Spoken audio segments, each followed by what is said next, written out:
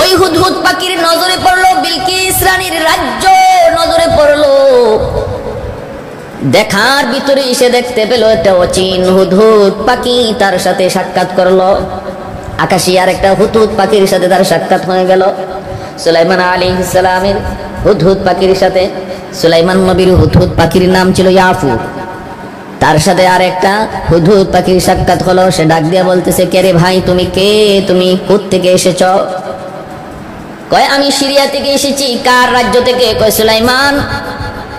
তামাম দুনিয়ার বাদশা যিনি, আল্লাহর পয়গম্বর, আমি তার অনুগত একজন সৈন্য, সেখান থেকে এসেছি। কেন? কয় একটু সফরে বের হয়েছি। ওই অচিন হুদহুদ পাখিটাও বলতেছে, আমিও একটা সাম্রাজ্যে বসবাস করি, আমার রাজ্যের রানী হলেন বিশ্ব সুন্দরী রানী বিলকিস। কোথায়? ওই যে দেখো, ইয়ামেনের মাআরিব অঞ্চলের তিনি একজন রানী। এই কথা বললেই রানী বিলকিসের হুদহুদ বলতেছে, ভাই চল না, একটু চল, আমার রানীর সাম্রাজ্য বড় সুন্দর, একটু দেখে এসো, ঘুরে এসো, চলো তোমার একটু ঘুরে ঘুরে দেখাবো। সুলাইমান আলাইহিস সালামের হুদহুদ পাখি তখন বলেন, আরে ভাই, আমার যাওয়া ঠিক হবে না, নবী যে কোনো মুহূর্তে আমাকে ডাকবেন, কারণ আমার প্রয়োজনটা খুব বেশি, আমি পাতালের পানির খবর দেই, পানির খবর। এই কথা বলতেই তখন রানী বিলকিসের হুদহুদ বলতেছেন, না রে ভাই, তুমি ভয় পাওয়ার কোনো কারণ নাই, নবী যদি তোমাকে নাও পান, নবী যদি তালাশ করে তোমাকে নাও পান, তুমি যদি আমার রাজ্যের রানীর খবর তোমার রাজাকে দিতে পারো, আমার বিশ্বাস তিনি খুশি হয়ে যাবেন, তিনি খুশি হয়ে যাবেন। চলো একটা নতুন খবর, নতুন দেশের খবর তোমাকে দেই। এই বলে রানী বিলকিসের হুদহুদ সুলাইমান আলাইহিস সালামের হুদহুদকে রানীর রাজ্যে নিয়ে গেল, নিয়ে যা কিছু দেখাইবার দেখাইল। এইদিকে হযরত সুলাইমান আলাইহিস সালাম হুদহুদ পাখির প্রয়োজন পড়েছে, তিনি তালাশ করে তারে পান না, রাগান্বিত হয়ে গেলেন। হুদহুদ গেল কোথায়, গেল কোথায়, আমার এখন পানির প্রয়োজন। আবার তিনি উপরে তাকায় দেখতেছেন হুদহুদের জায়গাটাই খালি এবং ওই দিক দিয়ে সূর্যের আলো ঢুকতেছে। সুলাইমান আলাইহিস সালাম তিনি তো খেপে গেলেন। আল্লাহ পবিত্র কোরআনুল কারীমের সূরাতুন নামলে তার এই গুসার কথাটাই ব্যক্ত করেছেন, মালিয়া লা আরাল হুদহুদা আম কানা মিনাল গায়িবিন লাউআযিবান্নাহু আযাবান শাদীদা আও লাআযবাহান্নাহু আও লায়াতিয়ান্নানি বিসুলতানিন মুবিন। গেল কোথায় সে, আমার কি হলো? দোষ করেছে হুদহুদ, কিন্তু সুলাইমান নবী কথা কেন বললেন আমার কি হলো? তাফসীরি কিতাবে এর থেকে বলেন যে এতেই করে তিনি আল্লাহ পাক বুঝাইলেন, কোনো নিয়ামত যদি তোমার হাতছাড়া হয়ে যায় তাহলে মনে করবা সেটা তোমারই কোনো ত্রুটির কারণে হয়েছে। অতএব অন্যের দিকে ওই নিয়ামত হারাইলো কেমনে সেই চিন্তা না করে আমার ভুল কি হলো, আমার তরফ থেকে কি ভুলটা হয়ে গেল সেটা তালাশ করো, সমাধান পেয়ে যাবা। প্যারে হাজরিন, সুলাইমান আলাইহিস সালাম যখন খেপে গেলেন তখন ওই অবস্থায় তিনি করলেন কি, সুলাইমান আলাইহিস সালাম তিনি তার খোঁজ নেওয়ার জন্য সবচেয়ে পাখিদের রাজা যেছে, পাখিদের রাজাকে তিনি আদেশ করলেন, তাড়াতাড়ি করে ওরে বের করো এবং বের করে আমার সামনে হাজির করো, উপযুক্ত প্রমাণ যদি দিতে না পারে তাহলে আমি তারে হত্যা করব। ঈগল পাখিকে আদেশ করলেন। ওই ঈগল পাখি আকাশে উঠতে লাগলো, ওই রেসে তালাশ করতেছে। এরপরে হঠাৎ করে দেখে ওই দিক থেকে ইয়ামেনের মাআরিব যার অপর একটি নাম হলো সাবা, ওই দিক থেকে সুলাইমান আলাইহিস সালামের হুদহুদ পাখি আসতেছে। দেখা মাত্রই তারে গ্রেফতার। হুদহুদ ডাক দিয়ে কয়, ভাই তুমি আমাকে মেরো না, আমাকে হত্যা করো না, আগে আমার কথাটা শোনো। কয় কথা শুনবো পরে, আগে তাড়াতাড়ি চল, নবী বড় গরম। কেন, কোথায় গিয়েছিলি? কয় নবী এতটা ক্ষিপ্ত, তোরে হত্যা করে ফেলবে। হুদহুদ বলতেছে, আমি যদি উপযুক্ত প্রমাণ দিতে পারি কেন গিয়েছিলাম, কোথায় গিয়েছিলাম, নবীকে এমন কিছু বলেন নাই। উপযুক্ত কারণ দর্শাতে না পারলে বলে হ্যাঁ এমনটা বলেছেন, উপযুক্ত কারণ যদি তুমি দর্শাতে না পারো তবে তোমাকে তিনি হত্যা করবেন। হুদহুদ বলে ঠিক আছে তাহলে চলো, আমার বিশ্বাস নবী আমাকে হত্যা করবেন না, কারণ আমি উপযুক্ত কারণ সঙ্গে করে এনেছি। আল্লাহর নবীর সামনে হুদহুদ পাখি এসে দাঁড়ালো। এরপরে নবী বলতেছেন, বলো ঘটনা কি, তুমি কোথায় গিয়েছিলে, কেন তুমি অনুপস্থিত ছিলে, তুমি তোমার পাখির রাজা ঈগলকে কেন তুমি জিজ্ঞেস করে যাও নাই, তারে কেন তুমি খবর দিয়ে যাও নাই? তখন সে বলতেছে, নবী গো, আমি এমন এক দেশের খবর জানি যেই দেশের খবর আপনি নিজেও জানেন না, জানার কথাও না। প্রাণীর খবর জানি যেই খবর আপনি জানেন না, আপনার কাছে নাই, এমন এক খবর আমি জানি। আল্লাহ নবী সুলাইমান তিনি বলতেছেন, কি খবর, তাড়াতাড়ি বলো, কি খবর তুমি তাড়াতাড়ি বলো। কাইফা মাকাসা গায়রা বাঈদিন ফাকালা আহাততু বিমা লাম তুহিত বিহি ওয়াজিতুকা মিন সাবাইন বিনাবাইন ইয়াকিন। কি খবর? কই ইন্নী ওয়াজাদতু ইমরাআতান, আমি ওই রাজ্যে পেয়েছি একজন রানীকে, এমন সুন্দরী রানী নবী গো আমি জীবনে কোনোদিন দেখি নাই এত সুন্দরী রানী। তামলিকুহুম, সে রাজত্ব করে, ওয়া উতিয়াত মিন কুল্লি শাইইন ওয়া লাহা আরশুন আযীম।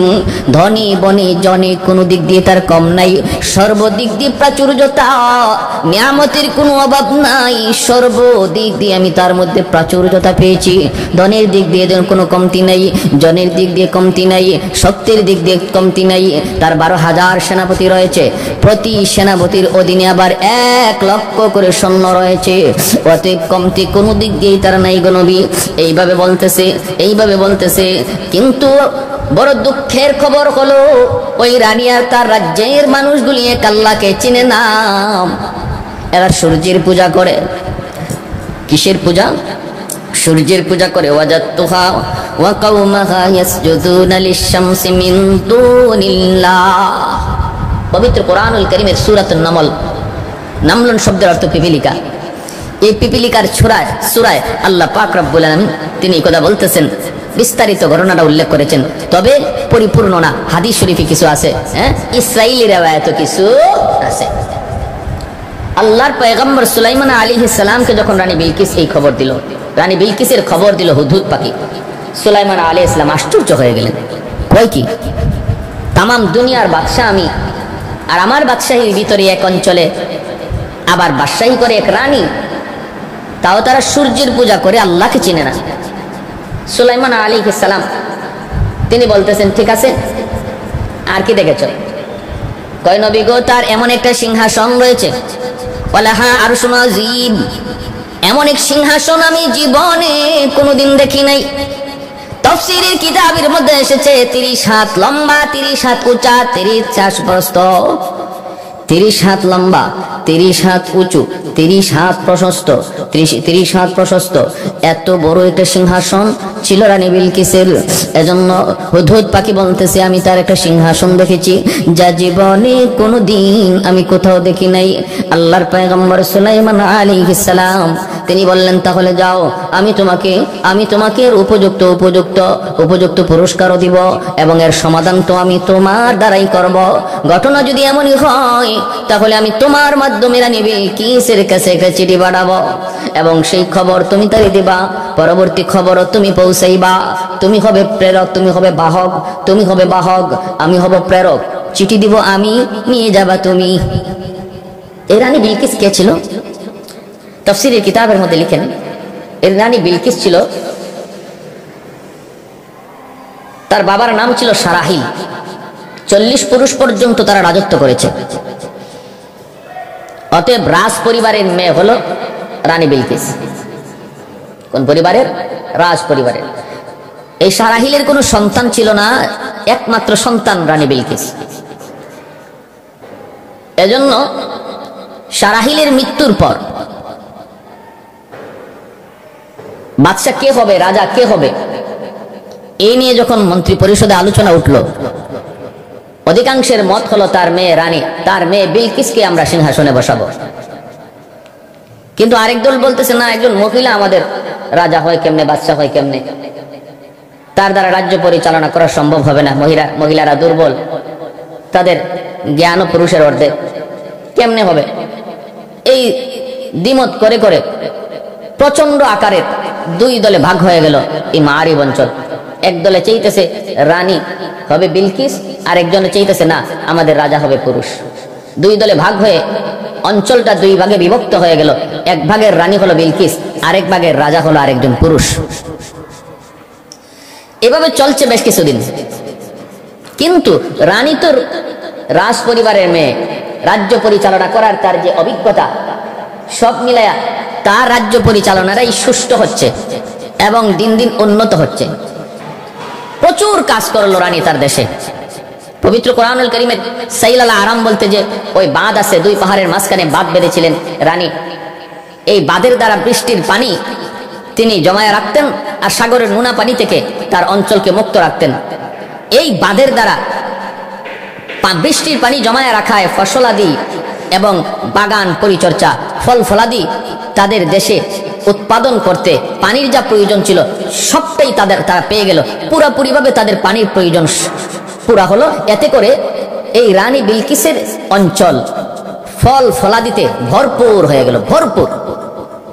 এমনকি বলা হয়, তাফসীরি কিতাবে এসেছে যে রানী বিলকিসের যে বাগান, এই বাগানে এত বরকত হয়েছিল ফল ফলাদির, কোনো একজন মানুষ যদি খালি একটা টুকরি নিয়ে বাগানের ভিতর দিয়া যায়, কোনো ফল পাকা ফল পারতে হবে না, বরং মাথায় টুকরি নিয়ে গেলেই গাছ থেকে পাকা ফল পরে পরে তার টুকরি ভরে যেত। লোকজন সব রানীর পক্ষে আসতে লাগলো। মারিবের মানুষগুলা দেখতেছে রানী বিলকিসের রাজ্য পরিচালনা বড় সুন্দর এবং তার রাজত্বের পরিচালনা বড় সুন্দর, বিচার বিভাগ বড় সুন্দর, সর্বদিক দিয়ে নিয়ামতের কোনো কমতি নাই। মানুষজন একে একে রানীর পক্ষে আসতে লাগলো। আর ওই রাজার অঞ্চল, ওই পুরুষ রাজার অঞ্চলে এতটা উন্নয়ন নাই। তখন জনগণ বলতেছে তুমি পারবা না। আসলে আমরা যা মনে করেছিলাম রানী মেয়ে হওয়ার কারণে, মহিলা হওয়ার কারণে সে বুঝি পারবে না, আমাদের চিন্তা চেতনা ভুল। তুমি রাজত্ব ছেড়ে দাও, পুরা অঞ্চলটাই রানী বিলকিসের আন্ডারে দিয়ে দাও। কিন্তু ওই রাজারা মানতে রাজি না, মানতে রাজি না, জনগণের কথা মানতে রাজি না, বরং সৈন্য সামন্ত নিয়া রানীর সাথে আরো বিরোধিতা শুরু করলো। যুদ্ধ লাগবে লাগবে এমন পরিস্থিতি তৈরি করে নিল ওই রাজা। রানী বিলকিস বড় বিচক্ষণ, বুঝতে পেরে গেল যে কোনো সময় যুদ্ধ বাধায় দিতে পারে, যে কোনো সময় যুদ্ধ বাধায় দিতে পারে। তাহলে এখন কি করা দরকার? যুদ্ধ থেকে যদি বাঁচতে হয় তাহলে প্রয়োজন হলো বুদ্ধির। রানী একটা চিঠি লিখলো ওই বাদশার কাছে। চিঠির ভাষা ছিল আমি তোমাকে বিয়ে করতে চাই। রাজা তো চিঠি পেয়ে একদম আনন্দে আত্মহারা, কি খুশি। জবাব দিল আমিও তো মনে মনে দীর্ঘদিন যাবত এমনটাই আশা করতেছিলাম, কিন্তু সাহস পাই না। আজ যখন তুমি নিজের মুখেই বলেছ তাহলে কোনো আপত্তি নাই, আমি তোমাকে বিয়ে করতে রাজি। এখন দেখা যায় খবরটা রটে গেল। রানী বিলকিসকে তার নিজের জন আপনজন অনেকেই বলতেছে এটা কি সত্য? বলে সত্য, আমি তারে বিয়ে করব, কারণ আমি একজন রানী, আমার তো বিয়ের প্রয়োজন, আমার তো সন্তান সন্ততির প্রয়োজন। এই মুহূর্তে আমার উপযুক্ত আর তো কেউ নাই, সে তো একটা অঞ্চলের রাজা, রাজাই তো রানীকে বিয়ে করবে, আমি বিয়েতে রাজি। ধুমধাম করে বিয়ে হয়ে গেল। বাসর রাত, সব ধরনের পানীয়ের ব্যবস্থা করা হলো। তখনকার সময় এটা সাধারণ নিয়ম, যত প্রকারের মদ, যত প্রকারের নেশা, সবকিছুর আয়োজন করা হলো। রানী বিলকিস সে তো একটা উদ্দেশ্য নিয়ে বিয়ে করেছে। ওই বাসর রাতে রানী রাজারে খুব ইচ্ছা মতো ভরপুর মদ পান করাইলো, বেশি পরিমাণে মদ পান করাইলো ওই বাচ্চারে।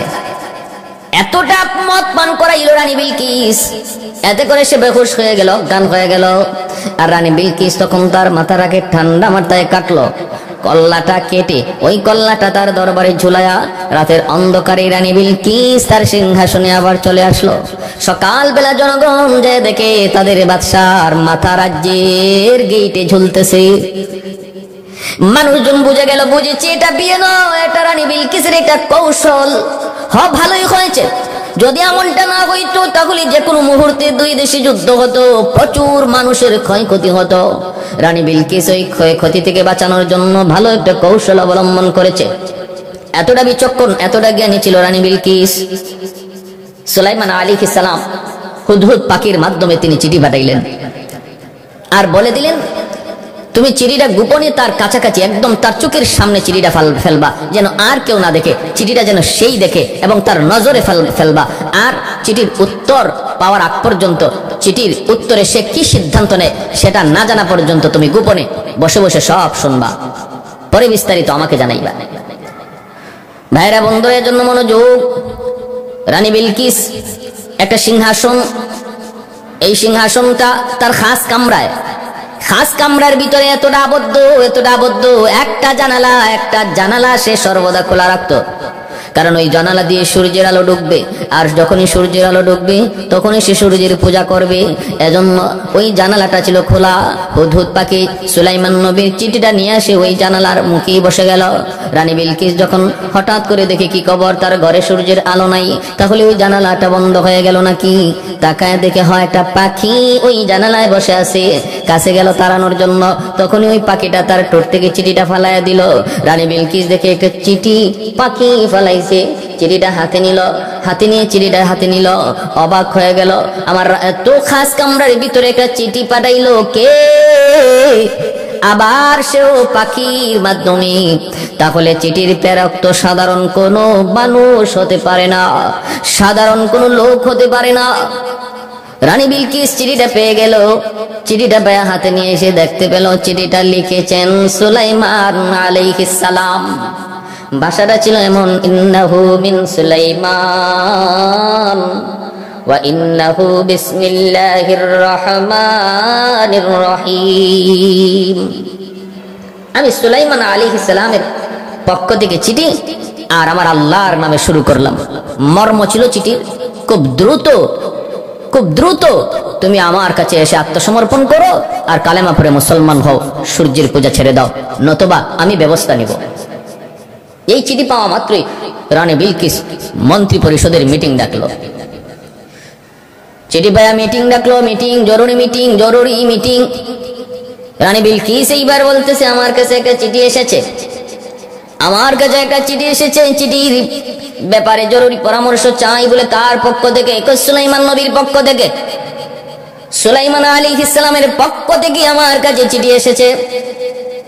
কি চিঠির ভাষা? কয় ভাষা হলো, আমরা আত্মসমর্পণ করব, কালেমা পড়ে মুসলমান হব, সূর্যের পূজা ছেড়ে দিব, নতুবা তিনি ব্যবস্থা নিবেন।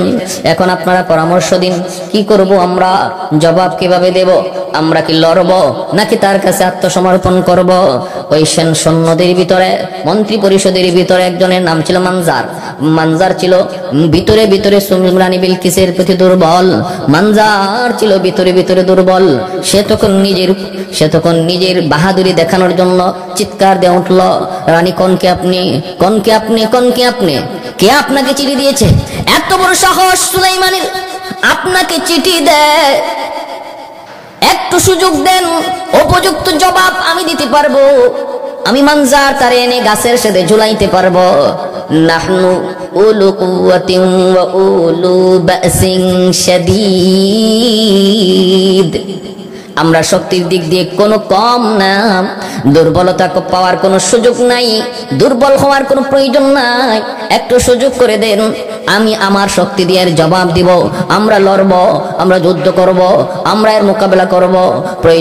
প্রয়োজনে সুলাইমানরে গাছের সাথে ঝুলাবো। এমন ভাবে ফাল পারতে লাগলো। রানী বিলকিস তখন বলতেছে, এ মানজার, এত ফাল পারবি না। প্রেরককে ধরা দূরের কথা, আরে বাহককেই তো ধরতে পারলা না। এ তো জানতেন কোনো বাহক নয়, পিয়ন তো কোনো সাধারণ মানুষ নয়। এই চিঠির পিয়ন হলো এক পাখি। অতএব যে পাখির মাধ্যমে চিঠি পাঠায় সে তোমার আমার মতো সাধারণ কোনো মানুষ নয়। এত ফাল পাইরো না, এত লাফাও কেন? আগে চিঠির ভাষাটা পড়ি, চিঠির উদ্দেশ্যটা বুঝি, তারপরে আমরা পরামর্শ নেই। নীরব হয়ে গেল রাজদরবার, মন্ত্রী পরিষদ নীরব হয়ে গেল। এইবার রানী বলতেছে, আমি একটা বুদ্ধি নিয়েছি মাথায়। বলে কি? আমি একটু পরীক্ষা করব, পরীক্ষা করে দেখবো ইনি নবী নাকি শুধু বাদশাহ, ইনি বাদশাহ নাকি নবী, এটা প্রমাণ করার জন্য আমি একটা পরীক্ষা করব। যদি প্রমাণ হয় ইনি শুধু নবী, ইনি নবী ও বাদশাহ, তাহলে ওনার সাথে আমাদের বিরোধিতা করে মোকাবেলা করে কোনো লাভ হবে না। নবীদের সাথে মোকাবেলা সেটা নবীর সাথে নয়, সেটা হয়ে যায় আল্লাহর সাথে। অতএব না এমনটা করে ঠিক হবে না, আগে আমি পরীক্ষা করে দেখি, যদি আমার পরীক্ষায় ইনি ফেল করে, প্রমাণ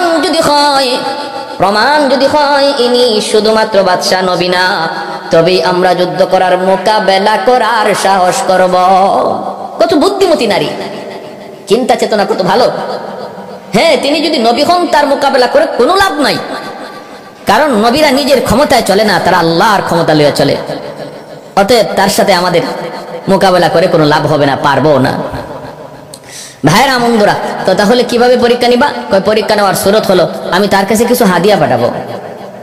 এই হাদিয়া যদি ইনি গ্রহণ করে তাহলে বোঝা গেল ইনি শুধু বাদশাহ নবী না।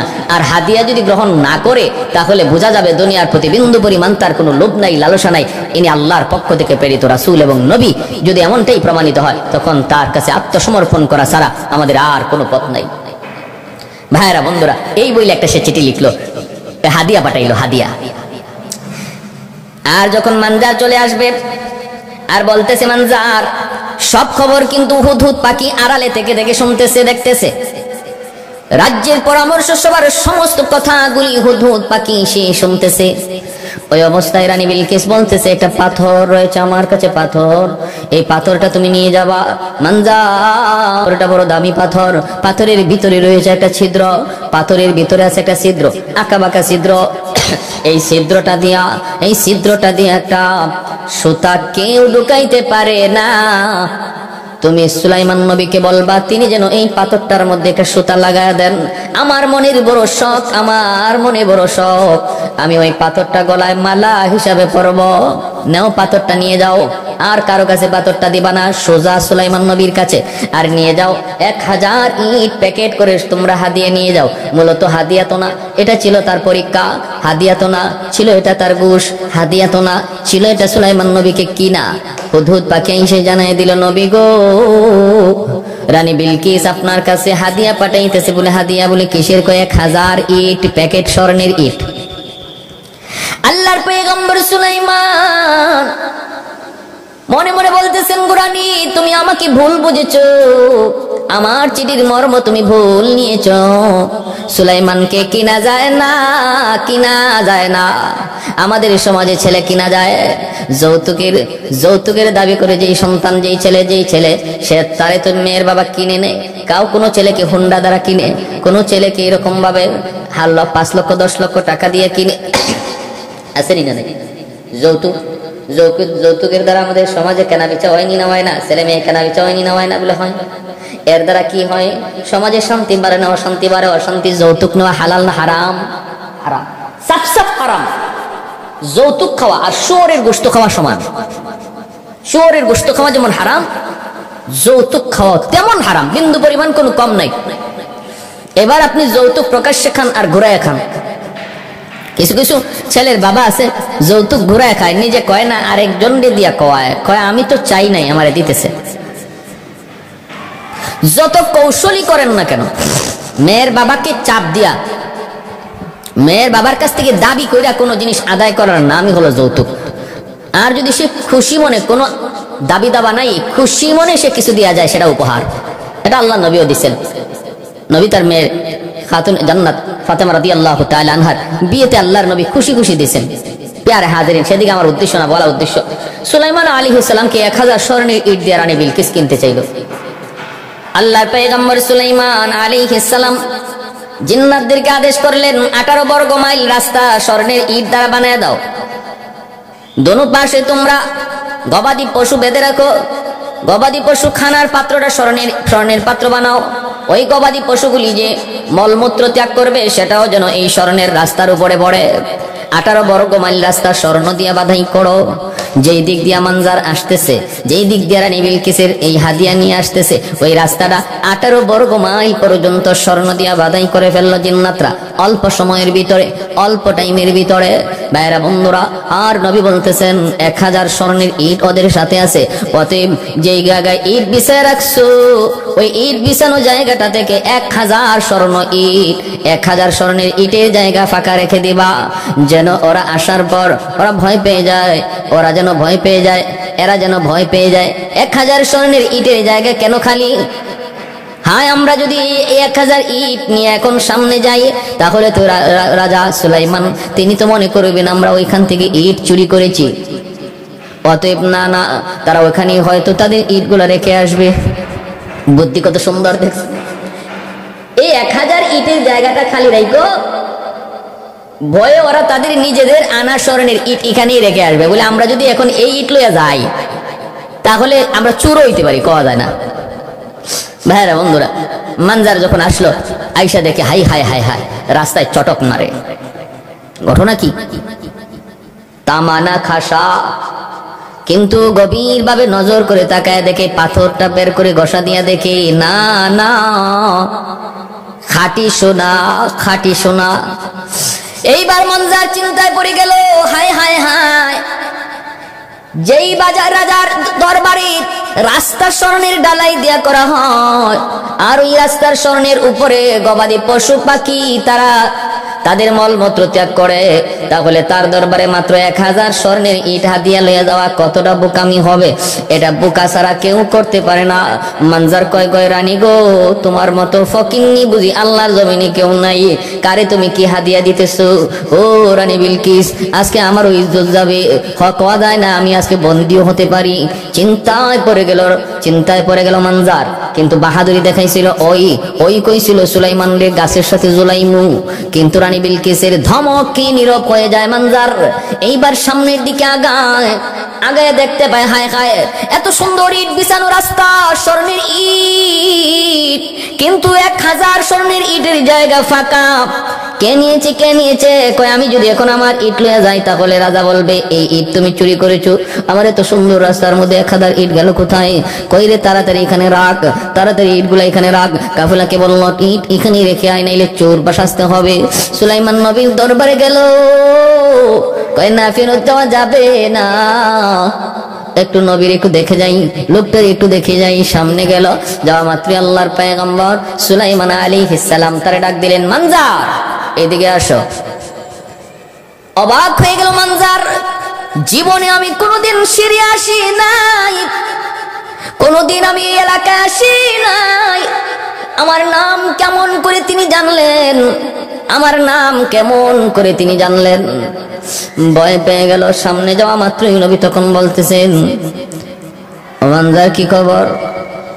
কি খবর? চিঠির মর্ম ভুল বুঝেছে তোমার রানী। ঠিক আছে, তোমার কাছে যে পাথরটা আছে পাথরটা দাও, আমি সুতা ঢুকায় দেই। এই কথা বলতেই মানজারের মাথায় আসমান ভেঙে পড়লো। কি খবর? আমার কাছে যে গোপন পাথর রানী দিয়েছে, যে পাথরের খবর আমি ছাড়া আর রানী ছাড়া কেউ জানে না, এই খবর তিনি জানলেন কেমন করে? বুঝছি সব খবরই আইছে, সব খবরই ওনার কাছে আগেই চলে আসছে। তাহলে আমি যে বলছি গাছের সাথে জুলাইমু, এই খবরও বুঝি চলে আসছে। এখন না জানি কি হয়, মনে হয় বিচারটা আমারও হবে, মনে হয় শেষ পর্যায়ে বন্দী হওয়া লাগবে। কাঁপতে শুরু করলো, ভয় পেয়ে গেল। ভয় পাওয়ারই তো কথা, সব খবরই যখন আসলো আমি যা বলেছি এই খবরও তো আসছে। কিন্তু আল্লাহর পয়গম্বর সুলাইমান তাকে তিনি বলতেছেন, তোমরা মেহমানদারি করো, তোমাদের জন্য ওই খাস মহল, সেখানে মেহমানদারির ব্যবস্থা করলেন। তারপরে তিনি তার পাঠাইয়া দিলেন, বলেন যাও, যায় তোমরা তোমাদের রানীকে বলো দেরি যেন না করে অল্প সময়ের ভিতরে সবাই আত্মসমর্পণ করে মুসলমান হয়ে যাও, নতুবা কপালে সিন্নি আছে। বুঝলেননি? সিন্নি বুঝলেন মানে মাইর আছে। মানজার চলে আসলো, রানী বিলকিস অপেক্ষায়। ও সুতা ঢুকাইলেন কেমনে সুলাইমান নবী? এই পাথরের ভিতরে আঁকা বাঁকা ছিদ্র, যে ছিদ্র দিয়ে সুতা ঢোকানো যায় না। আল্লাহর নবী সুলাইমান পিঁপড়াকে ডাক দিলেন। এই সূরাটার নামও সূরাতুন নামল, পিঁপড়ার সূরা। পিঁপড়ারে তিনি ডাক দিলেন, ডাক দিয়ে বললেন যে সুতাটা ঢুকাইয়া দাও। পিঁপড়ারে ডাক দেওয়া মাত্রই পিঁপড়ায় কইল, লাব্বাইক হুজুর, আমি হাজির। মানজার অবাক হয়ে গেল, সব দেখতেছে মানজারে। কয় রে, ঠিকই তো বলছিল আমাদের রানী, ইনি যদি নবী হন কোনোভাবেই তার সাথে পারা সম্ভব নয়। ইনি তো দেখা যায় পিঁপড়ার সাথেও কথা কয়। পিঁপড়াও তার একটা বাহিনী। এই পিঁপড়ার মুখে তিনি একটা সুতা লাগাই দিলেন। পিঁপড়াটা সহজে আঁকা বাঁকা রাস্তা দিয়ে ডুইকা সে সুতা লাগাই দিল। এই সুতা লাগায় পাথর লইয়া মানজার রানী বিলকিসের কাছে আবার ফেরত আসলো। রানী অপেক্ষায় তার পরিচয় জানতে চায়। ইনি কি শুধু একজন বাদশাহ নাকি আল্লাহর পয়গম্বর? আসা মাত্রই রানী কয়, কিরে মানজার, খবর কি? খবর কি? মানজার কই, খবর কই মুকি, তোমার মতো ফকির নি আল্লাহর জমিনে কেউ নাই। কয় কি হয়েছে? কয় হাতিয়া ফাটাইছে 1000 স্বর্ণের ইট, আবার প্যাকেটও কইরা, কিন্তু গিয়া দেখি 18 বড় গোমাইল রাস্তার স্বর্ণের বাধাই করা, আবার এর উপরে গরু ছাগল ইট, গরু ছাগল দুম্বা ভেড়া এগুলো পায়খানা প্রস্রাব করে, চেনায় লেদায়, বিন্দু পরিমাণ কোনো মূল্য নাই। সামনে যায় দেখি 1000 স্বর্ণের ইটের জায়গা খালি। ডরায়া এখানে নিজের স্বর্ণের ইট রাইখে গেছি, কারণ নাইলে আমাদেরকে চোর বইলা আটকায় আমার তো পারে। এত বড় রাজ্য, এত বড় রাজ্য, এত বড় ক্ষমতা আমি দেখেছি তার। আর কি বলেছে? আর কি দেখেছো? আমার পাথর কোথায়? কই নেও তোমার পাথর। কয় সুতা কেমনে লাগাইলো? কয় সুতা লাগাইছে পিঁপড়া। কও কি? বলে হয়। ওগো রানী,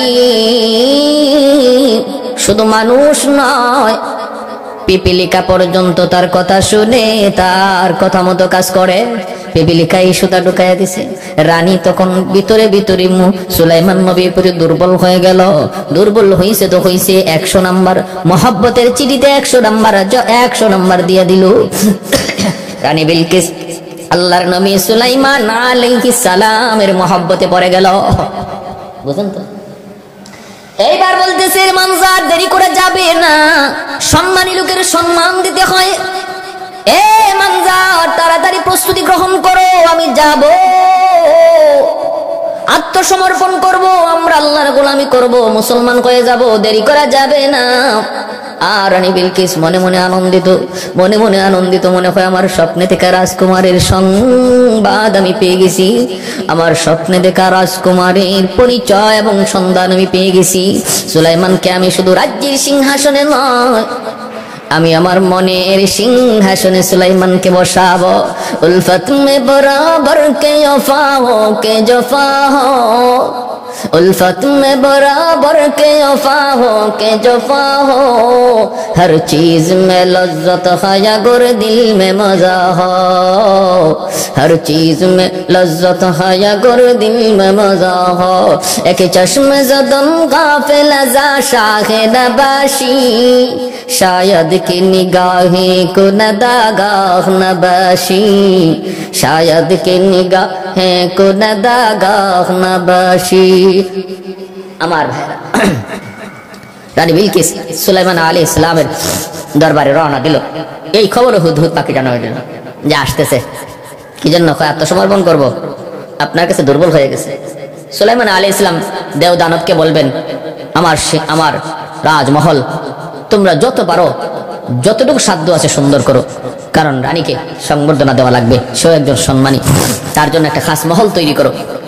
মহলের চতুর্দিকে থাকবে পানি, পানির মধ্যে থাকবে মাছ, পানির উপরে তোমরা স্বচ্ছ কাঁচ, এই কাঁচ দিয়ে ঢালাই করবা। এক তাফসীরে কিতাবে এসেছে, 1-2 মানুষ ওনার রাজ দরবারেরই, এরা যখন বুঝতে পারছে যে সুলাইমান আলাইহিস সালামের কাছে আসতেছে বিশ্ব সুন্দরী রানী বিলকিস, আর ইনিও রাজ্য সাজাইতেছে, বাপসাপ বেশি ভালো না, মনে হয় 2 জনের মহব্বত হয়ে গেছে, বিয়া শাদী হয়ে যাবে। একজনে আপনি যে রানী বিলকিস বিয়া করতে যাইতেছেন জানেননি, হ্যাঁ কিন্তু জিনের মাইয়া, হ্যাঁ জিনের মেয়ে, অতএব বিয়া করতে একটু বুঝে শুনে কইরেন, মহব্বতে পড়তে একটু বুঝে শুনে কইরেন। নবী সুলাইমান বলেন, যদি জিনের মেয়ে হয়ে থাকে তাহলে তার মধ্যে জিনের স্বভাব বেশি নাকি মানুষের স্বভাব বেশি, সে জিন না মানুষ, এটা বোঝারও আমার কাছে সুযোগ আছে, ব্যবস্থা আছে। আর একজন এর বুদ্ধি কিন্তু একটু কম, ঠিক আছে, বুদ্ধি শুদ্ধিও কম না বেশি, বোকানা বুদ্ধিমান, এটাও বোঝার ব্যবস্থা আমার কাছে আছে। এজন্য সুলাইমান আলাইহিস সালাম একটা মহল তৈরি করলেন, আর ওই মহলের চতুর্দিকে পানির ব্যবস্থা করলেন, আর পানির উপরে স্বচ্ছ কাচের ব্রিজ তৈরি করলেন দেওদানবের দ্বারা, যেন বুঝাই না যায় মরমর। এত স্বচ্ছ কাচ দিয়ে তিনি একটা ব্রিজ বানাইলেন, যেন চোখে ধরা না যায়, যেন মনে হয় পানি। রানী বিলকিস আসতেছে, আসার আগেই আল্লাহর নবী সুলাইমান তখন বলতেছেন, রানী আয়া বইব কই? সিংহাসন তো একটা, আমারটা দামি বইমো, রানী বইব কোথায়? ও আচ্ছা ঠিক আছে বুঝলাম, তার তো নাকি একটা সিংহাসন আছে, হুজুর তুমি দেখে আসছো? বলে জি। বলে হ্যাঁ, আর শোনাও জিম, বহুত বড় এক সিংহাসন। কই এই সিংহাসনটাতেই বসুক, তারটাতেই সে বসুক। তাহলে আনবো কেডা? সে তো রওনা দিয়ে দিছে 7টা গেটের ভিতরে তার এই সিংহাসন রাইখা 7টা তালা মাইরা এই 7 তালার চাবি নিজের কাছে লইয়া রানী বিলকিস রওনা দিছে সিরিয়া সুলাইমান আলাইহিস সালামের কাছে আসবে। ও ভাইরা বন্ধুরা, ওই অবস্থা আল্লাহ নবী বলতেছেন, কে পারবা রানী আসার আগে আগে তার সিংহাসন আমার কাছে পৌঁছায় দিতা? ক্বালা ইফরিতুম মিনাল জিন। আল্লাহ পাক পবিত্র কোরআনুল কারীমের মধ্যে বলছেন যে ওই অবস্থায় রানী বিলকিস আসার সময় আসার আগে আগে কে আমার কাছে এটা পৌঁছায় দিতে পারবা? তখন ক্বালা ইফরিতুম মিনাল জিন আনা আতিকা বিহি ক্বাবলা আন তাকুমা মিন মাকামিকা ওয়া ইন্নী আলাইহি লাকাবিয়্যুন আমিন। আমি আপনার কাছে এটা পৌঁছায় দিব, সে পৌঁছার আগে আগে এই শক্তি আমার কাছে আছে। সুলাইমান আলাইহিস সালাম বলে, না না, আমার আরেকটু আগে দরকার, আরেকটু তাড়াতাড়ি দরকার, এর চেয়ে বেশি তাড়াতাড়ি কে পারবা? ক্বালা আল্লাযী ইনদাহু ইলমুম মিনাল কিতাব আনা আতিকা বিহি ক্বাবলা আন ইয়ারতাদ্দা ইলাইকা তারফুক। তখনই আল্লাহর নবী সুলাইমান আলাইহিস সালামের দরবারে একজন মানুষ জিনে কইছে আপনার কাছে রওনা দিয়া দিছে কাফেলা, সেই কাফেলা আপনার কাছে আসার আগে আগে সিংহাসন পৌঁছে যাবে। কিন্তু একজন মানুষ যার কাছে ইসমে আজম ছিল, ইসমে আজমের ক্ষমতা ছিল, তিনি বললেন আমাকে আরো সুযোগ দিলে আমি আরো তাড়াতাড়ি আপনার কাছে এনে দিব। কত তাড়াতাড়ি? আপনি শুধু চোখটা ঘোরাবেন আর দেখবেন সিংহাসন আপনার সামনে হাজির হয়ে গেছি। আসিফ ইবনে বারখিয়া তার নাম, যিনি মানুষ। দেখেন একজন মানুষের শক্তি। সুলাইমান আলাইহিস সালাম বলে, ঠিক আছে নাও, তাহলে এটাই করো। সুলাইমান আলাইহিস সালামের চোখ ঘোরানোর সঙ্গে সঙ্গে এই রানী বিলকিসের সিংহাসন সেই ইয়ামেনের মারিব থেকে সিরিয়ায় পৌঁছে দিলেন। হাজার হাজার মাইল দূরে মাটির নিচ দিয়া সিংহাসন ঢুকলো, আর মাটির নিচ দিয়েই সুলাইমান আলাইহিস সালামের চোখের সামনে এসে সিংহাসন ভেসে উঠলো। সুবহানাল্লাহ। শক্তি কার? একমাত্র শক্তির মালিক কে? আল্লাহ। সুলাইমান আলাইহিস সালাম সিংহাসন কাছে আনার পর তিনি বলতেছেন, এটারে কিছু পরিবর্তন করো। সুলাইমান আলাইহিস সালাম একটু পরিবর্তন করাইলেন দেওদানবের দ্বারা। নাক্কিরুহু। সুলাইমান আলাইহিস সালাম বলতেছেন, এটা একটু পরিবর্তন করো। কেন?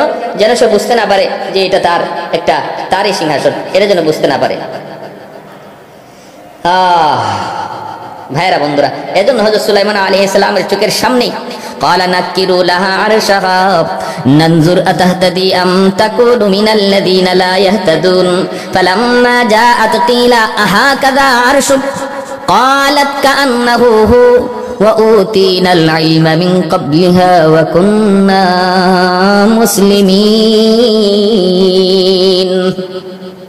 সুলাইমান আলাইহিস সালাম বলতেছেন, বলো তো এই সিংহাসনটা কার? চিনুনি তুমি সিংহাসনটা? এটা কি তোমার? কই এমনই তো লাগে। পুরা বলতেও পারে না যেটা আমার, এটা তো এমনই লাগে। কান্নাহু, এমনই তো লাগে। সুলাইমান আলাইহিস সালাম বুঝলেন যে কথা বুঝছিলাম, শুনছিলাম, বোকা না বুদ্ধিমান, বুদ্ধিমতী সরাসরি বলে নাই যে হ্যাঁ এটাই তো আমার সিংহাসন, অথবা অস্বীকারও করে নাই। না, এটা কেমন করে হতে পারে যে সিংহাসন আমি 7টা গেটের ভিতরে রেখে আসলাম, এটা আবার এখানে কেমন করে আসতে পারে? অস্বীকারও করবে এমনও না, কয় মাঝখান দিয়ে একটা জবাব দিয়ে দিছে, আমারটার মতোই তো লাগে। সুলাইমান আলাইহিস সালাম বুঝলেন সে বুদ্ধিমতী। এরপরে তিনি বললেন যে ঠিক আছে, তোমার খাস কামরার ভিতরে তুমি যাও, ওই যে মহলটা, ওই মহলটা হলো তোমার মহল। যাওয়ার সময় দেখে পানির নিচে দেখা যায় বিভিন্ন মাছ দৌড়াদৌড়ি করে। সুলাইমান আলাইহিস সালাম দেখতেছেন যদি সে জিনের মেয়ে হয়ে থাকে তাহলে তার পায়ের মধ্যে জিনের পশম থাকবে। তখন পানিটা দেখা মাত্রই সে মনে করছে তো পানি। দেখবেন মানুষ স্বাভাবিকভাবে পানি দেখলে তখন কাপড়ে হাত দেয়। এই রানী বিলকিসও তার কাপড়ে হাত দিছে, কাপড় পায়ে থেকে তার কাপড় একটু সরে গেল। সুলাইমান আলাইহিস সালাম তিনি বুঝে ফেললেন যে না, তার গায়ে জিন্নাতের এরকম কোনো পোশাক না, জিন্নাতের পশম না, অতএব সে মানুষেরই সন্তান। আমার ভাইরা বন্ধুরা, এই হলো একটা মত। কিন্তু আমি বলতেছি যে কথা, জিন্নাতের সুলাইমান আলাইহিস সালামের যে